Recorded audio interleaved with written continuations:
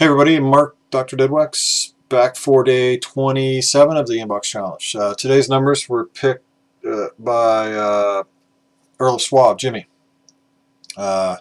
Jimmy, man, your videos are fantastic. The movies, the whole thing, everybody loves them. But make more videos. You don't have to do the movies, man. We love you. We want you here with us more often. More Jimmy. Jimmy picked 5 records. We're going to do all 5. Last night's video, YouTube was down for uploading, so I couldn't upload it till this morning. So that's why you didn't get it with your coffee there, Laz, and you're not getting this one with your coffee either. It's buggered up again. Maybe they're doing server updates overnight on the weekend here, but tonight's will go up in the morning when I get up because I just checked and I couldn't upload something. So first record, Heavy Cream.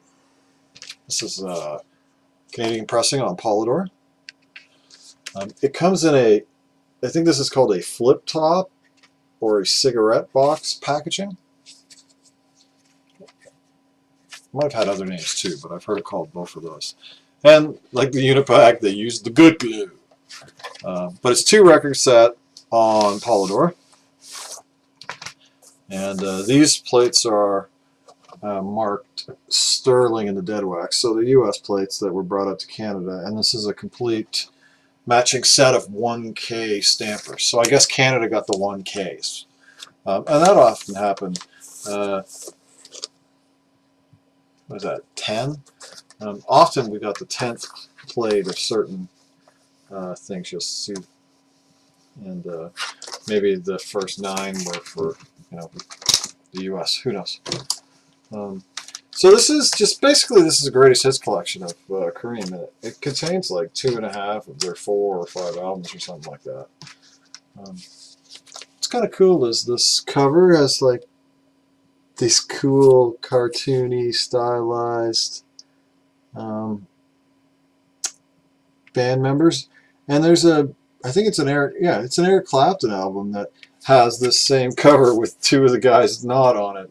I guess it's Clapton stuff. I don't know if there's a Ginger Baker one and a Jack Bruce, is it?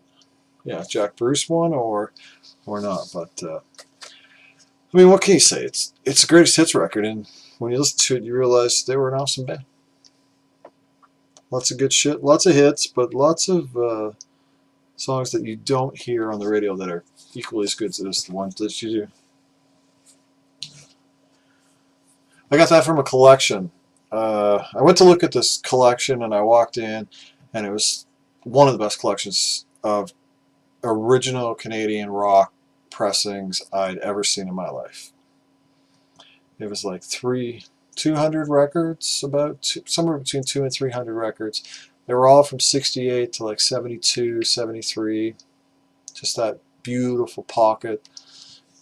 Led Zeppelin 1, 2, 3, Red Atlantics, Grateful Dead records, all original pressings, all original labels, the whole deal. Every one of them was just beat to shit, so I walked away. I said, sorry man, I can't buy this collection. I said, it's just, I would probably offer you like $1,200 for this collection if it was in good condition or more. But as it is, it's basically, I can't buy it.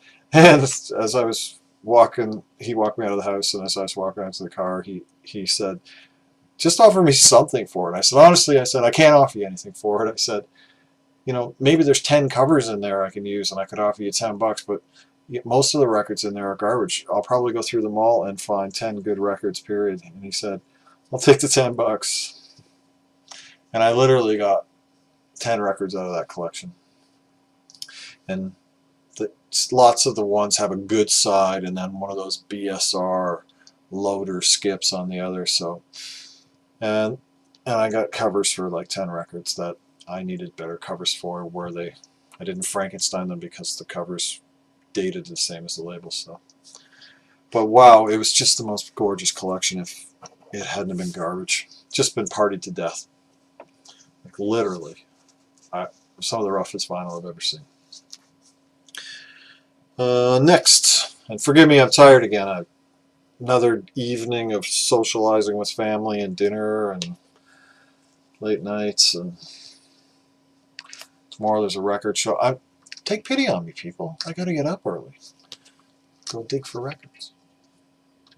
So this is John Surman, The Amazing Adventures of Simon, and it features also Jack DeJohnette. John Surman is a British saxophone player, clarinet player. He plays synthesizer as well. On this, Jack DeJohnette plays drums, congos, and electric piano.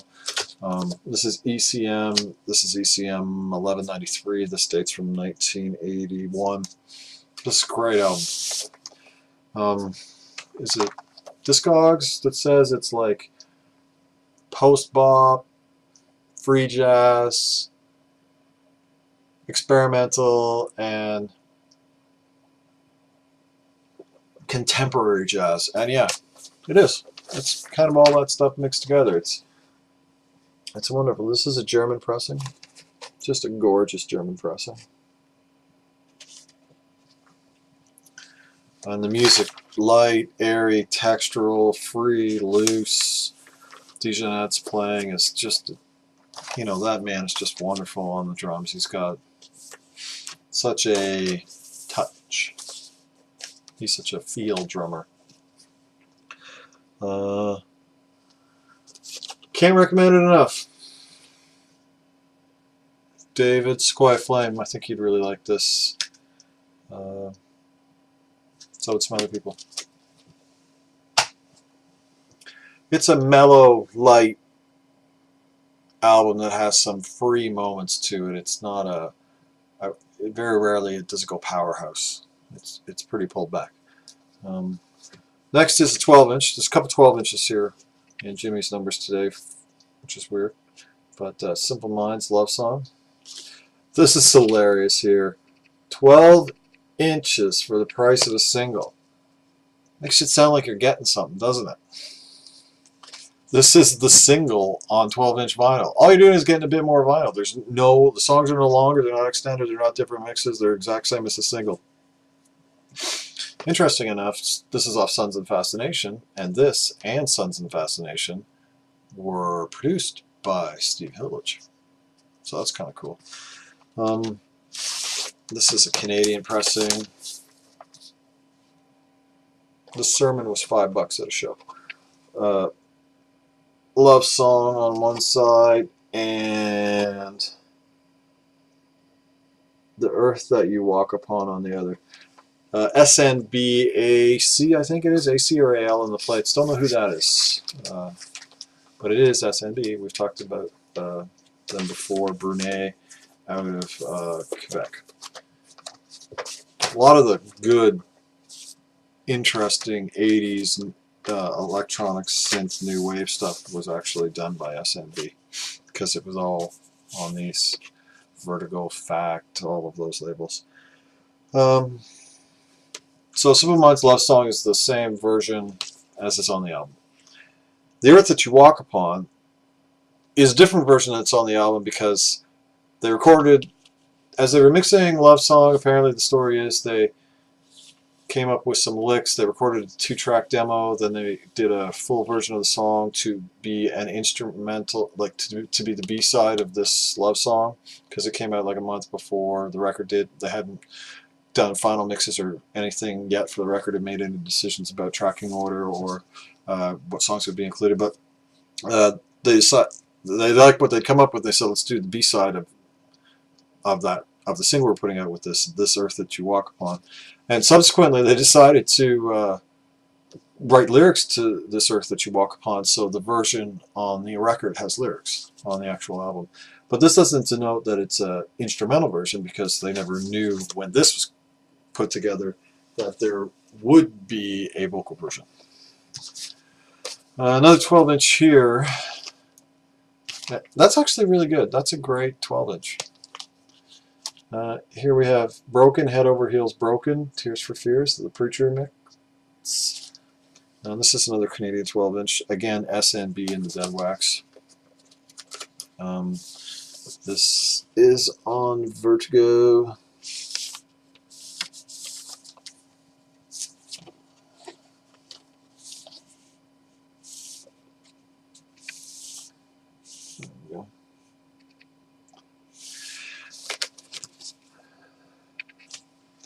So it's Broken, Head Over Heels, and Broken.